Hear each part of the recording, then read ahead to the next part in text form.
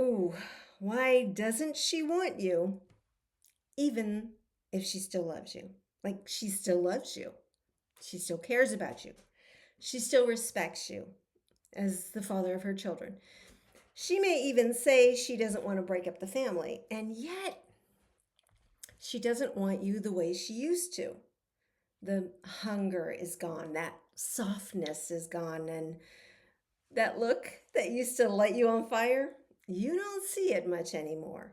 And that contradiction scrambles your brain because in your mind, your commitment and love should be enough. I mean, if she still loves you, desire should follow. If she still cares, attraction should return.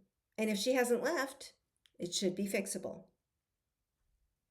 So, does that mean that love is what creates desire?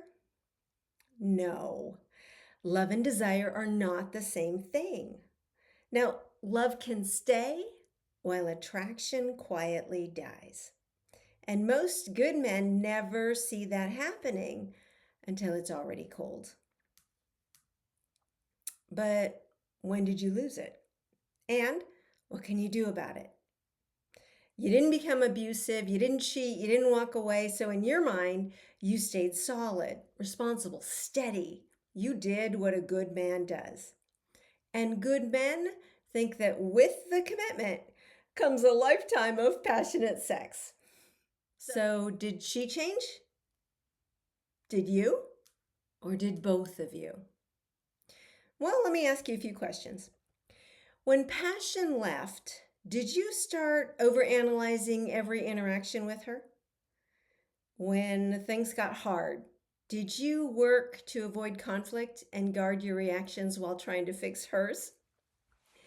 Did you start walking on eggshells around her? Now, all of this is normal and it quietly kills desire while you aren't looking. And here's where most men miss it. They think attraction fades because she changed. Sometimes she did. But in reality, attraction fades because polarity collapses. Polarity is what creates attraction. It's the tension between opposites. It's the contrast between grounded masculine power and feminine emotional connection. And that contrast is not a flaw in the system. It is the system. It's the spark. And when that contrast is respected, attraction grows. But when it's flattened, corrected, or dismissed, desire quietly drains away. And we don't notice until the passion goes missing. Now, most couples don't lose attraction because they stopped loving each other. They lose it because they start making each other wrong for being wired differently. They try to fix each other to behave the way they think is right. And every one of us does it. I always say men love women as if they are men, giving what a man wants, making her wrong for being emotional instead of logical, cutting her off when she talks too long and doesn't have a point, fixing her instead of the situation. And this destroys polarity. And there's another piece most men never say out loud. When a man commits, he assumes he's going to have a lifetime of sexual intimacy. In his world, commitment means security. So if he chose her, if he stayed loyal, if he worked hard, provided, protected, and didn't stray, then physical closeness is part of the agreement. In his internal math, loyalty plus responsibility plus faithfulness equals desire. But that equation makes sense to him, feels honorable, fair, but attraction does not operate on contractual logic. Sex is not a reward for loyalty. It's a response to polarity. It's the byproduct of tension between opposites. So when intimacy starts to feel assumed instead of inspired, something shifts. When sex becomes something that should happen because you stayed or you worked hard or she feels like sex is the real goal instead of connection being the path. And when she starts saying, I feel like that's all you want, attraction is already collapsing. Now, sex is important, and you're not wrong for wanting her or weak for craving her. But when intimacy feels like an obligation instead of a response to attraction, she feels that difference immediately. One will create heat, the other one creates resistance. And resistance kills desire. Desire can't survive when she feels corrected for being emotional. It can't breathe when her nature is treated like something to fix. And it can't grow when she senses that intimacy feels like an obligation instead of a response to connection.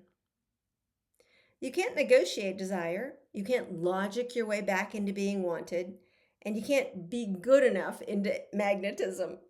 These are bad strategies for polarity. Now, loyalty is honorable, foundational, it matters.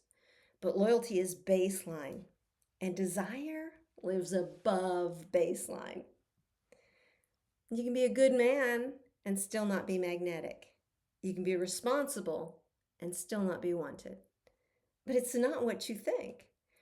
She didn't fall out of love with you. This is a skill gap. You were trained to provide, to endure, to stabilize systems, and to go for the win. But you were not trained to hold her emotional frame when she spirals, to stay grounded when she cools off, or to lead polarity instead of collapsing it. So that's not weakness, that's mastery. And mastery must be learned. But it's learned by men who refuse to settle and refuse to lose the passion.